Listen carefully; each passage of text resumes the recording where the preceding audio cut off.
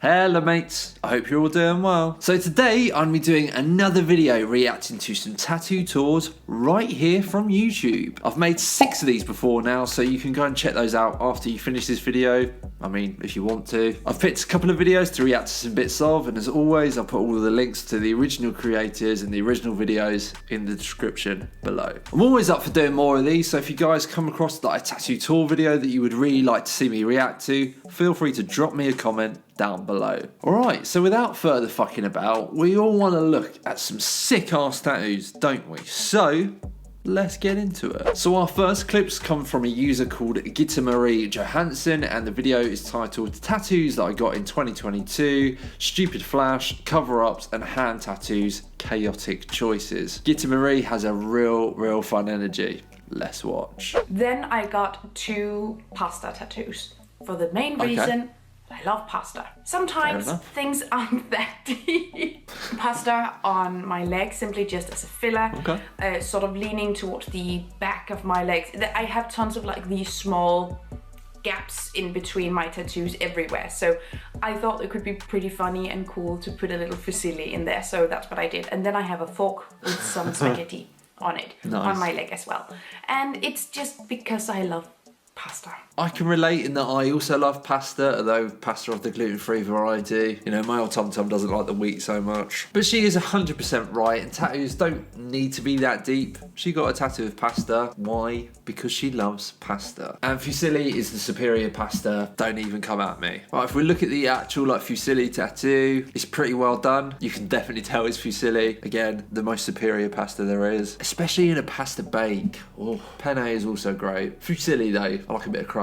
Yeah, and I love that she just loves fusilli, so she got a tattoo of fusilli. Yeah, good line work. Tattoo is very readable. Let's have a look at the spag. Spag is difficult to get on like a gluten-free variety. They haven't really perfected spaghetti that is gluten-free for me yet. Tangent aside though, this is another really fun tattoo. I would say this one is less good than the fusilli tattoo. Like the line work isn't quite as clean, but at the same time you can tell what it is. Spaghetti wrapped around a fork. You know, let's not get too high art about this. It is what it is. Around my foot, or sort of like leaning towards my ankle, I also got 2 pieces. I got a chain in the shape of a heart. This is an homage to an aesthetic I would absolutely have died for when I was 15 years old. In many ways, I think some of these tattoos, especially the ones that has like a little bit of like this emo edgelord energy, it's mainly a nod to how much I think I would have been the coolest person. If 15-year-old me looked at me now, I would have died. So we need to do something for her. We need to do something for the 15-year-old. What would 15-year-old me think of me? I do 100% get what she's saying though. I would like to think that 15-year-old emo-ish Ali, I never had like the full like black swept over hair. I did have swept over hair, but it wasn't black. Yeah, no, it's important to do things for the inner emo, especially the 15-year-old inner emo. And this is a very cool tattoo. Got a heart made of chain. Good line work, good composition. Very emo, which, you know, I'm into. Love it. I also got a cloud with some lightning and some eyes with several pupils, and I think it's cool. It cannot all be super meaningful.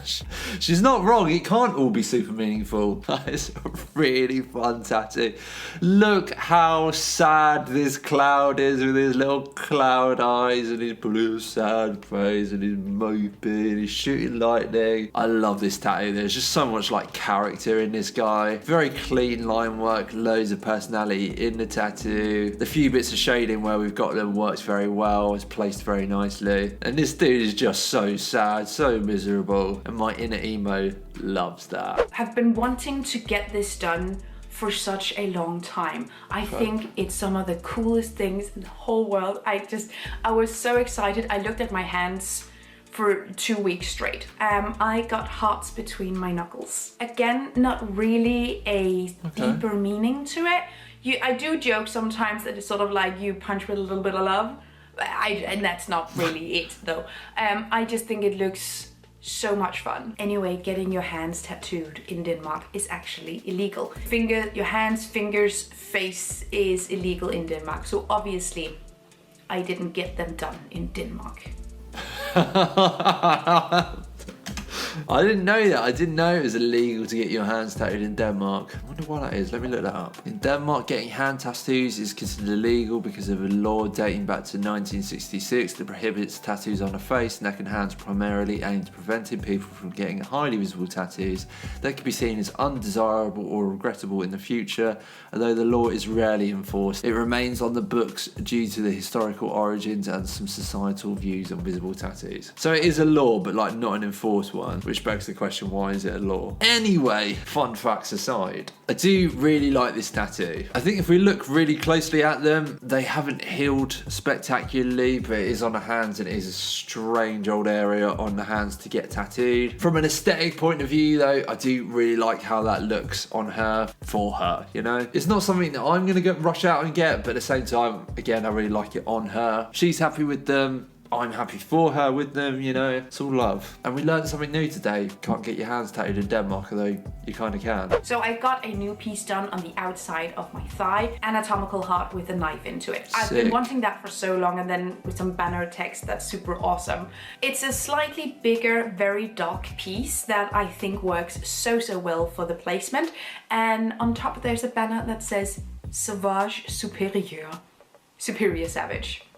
I think it's so much fun. Again, we're not taking ourselves all that seriously, and I honestly think that is an act of wellness on my part. Is that what that translates as? Does that translate as superior savage? That is fucking brilliant, and it shows a lot of Gittemarie's personality. I love that she just doesn't take herself too seriously, you know, a lot of her tattoos are just fun, and there's nothing wrong with that. You know, tattoos are a way of expressing yourself, and I love that Gittemary can express herself in this way, you know? If we focus on the actual tattoo though, it's so sick. It's proper crispy line work, really saturated black shading, a really well done black work tattoo. Man loves his black work. I love the little blood drips that we got coming off on here. I love like a really well done, like anatomically correct heart as a tattoo, especially done in like a traditional style or a traditional black work style, and this tattoo is so sick. Thank you for that, Gittemary, and apologise if I've just absolutely butchered your name. Our next clips come from a user called Alanah Cole, and the video is titled American Traditional Tattoo Tour. No, I'm not biased towards American traditional tattoos. How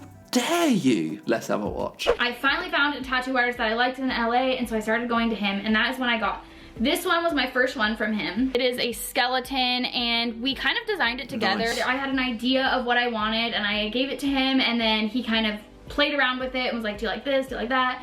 And then we did it, and that was the first one I got from him. So we got like a skelly dude with some like fern leaves coming off him. We got a flower filler down the bottom. Dude is sniffing a flower himself. I love that little detail of him sniffing a flower, you know. Again, another tattoo that really appeals to like my inner emo. I don't know if 15-year-old Ali would have loved this, but 17-year-old Ali definitely would have been all over this. Yeah, it's a really cool piece. The line work is maybe a little bit hit and miss, but not in a way that it like ruins the tattoo or anything. It's only if you like look super closely up at it. Love the inclusion of all the flowers that we got in there as well. You know, we take the goth stuff of the skeleton and then we add some beauty to it, and we make this really cool tattoo. I didn't get a tattoo for a year, and then I ended up getting this one right here. And this one I also did for my dad. I got an eagle, which was his favorite animal, and then I got skulls, and he collects skulls. He's actually in a skull. Like his ashes are in a skull. I was so scared to get color, but for some reason I just had this moment where I was like, I'm doing this whole arm in color, and then this one's all black and white, and that's like, I don't know, that's what I decided to do. If you've watched my videos before, you might be shocked to learn that I'm really into like traditional tattoos, especially like a traditional eagle tattoo, like a really classic traditional tattoo image, holding a skull as well. That's a pretty cool tattoo idea. And yeah, this is a really well done American traditional tattoo. Just a classic done really well. I love the deeper meaning behind it, with it being like a tribute to her dad who loved skulls and now he's in a skull. That's pretty gnarly. Maybe something I aspire to do when I pass on, when I flee my mortal coil myself. Yeah, a really simple tattoo, done really well. Love to see it. So this shoulder piece, it's a perfect like cap for my arm. So like I said, this arm is dedicated to my dad, so everything that I do on it, I try to like tie it back to my dad. Obviously not everything's gonna be, because there's gonna be random things, and there's already a random ass little moth right here. But this one is one of my dad's favorite paintings. That's why I got it. My dad actually told me I should get this tattooed like a long time ago, and I never did, and then finally now I have it, and I actually love it. It's like the perfect little cap right there. Can confirm it does work very nicely for capping off the shoulder. You know, the frame definitely helps with that. Pretty gnarly to get a girl crying blood on your arm as well. You know, I'd have seen the dad was pretty into his dark imagery if he was into skulls, and told his daughter to get a tattoo of a girl crying blood. Pretty cool dad stuff. The tattoo itself has been translated really nicely from being the Mark Ryden original painting to the tattoo. The tattoo artist has made some changes from the original painting in order to make it work really nicely as a tattoo, and it's turned out pretty sick if you ask me. Pretty damn well done. There's some very clean line work in here. A lot of personality in the poor crying girl. Yeah, I'm into it. Then I got this one on my arm. This snake with a dagger and a rose. I just randomly got this piece. Nice. A really classic traditional tattoo design. Sounds like this one maybe didn't have as much meaning as some of the others in that it doesn't necessarily relate back to her dad. But it goes very nicely with the other images that she's already got on that arm. Again, a pretty damn good traditional tattoo. Next piece that I got was, I got this little pinup girl. My dad loved pinup girls. I also love pinup girls. Really love the placement of this one, right on the front of her arm. That works really nicely for this piece. Yeah, just a really classic looking American traditional pinup girl tattoo. Next, I got my chest tattoos, and oh my god, I'm so happy about my chest tattoos. I have 3 favorite tattoos. This is definitely one of them. There are 2 tattoos that literally killed me with pain, and one of them is this side, this one. I don't know why the second side, I was literally about to cry. I was almost in tears. Whereas this side didn't hurt really. I mean, it hurt, but it wasn't like this side. This side hurt so bad. It's funny how that can happen.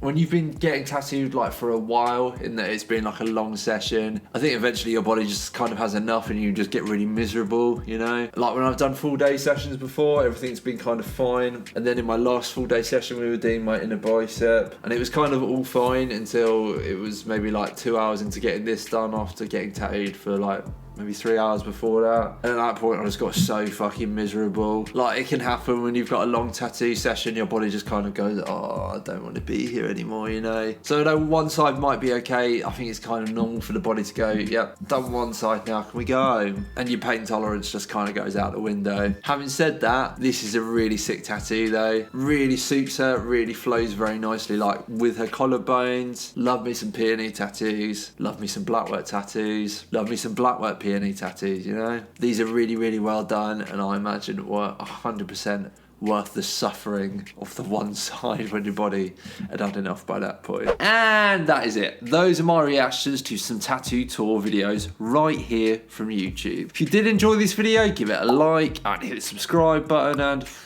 all that other YouTube bollocks. If you like the music that you're hearing in the background, well, it was actually all produced by me. I've got another channel where I post beats/instrumentals that I've made for singers to use to write songs to, so if that is something that you are interested in, I'll put a link in the description below. Thank you guys so much for watching, and I'll see you in the next one. Cheers.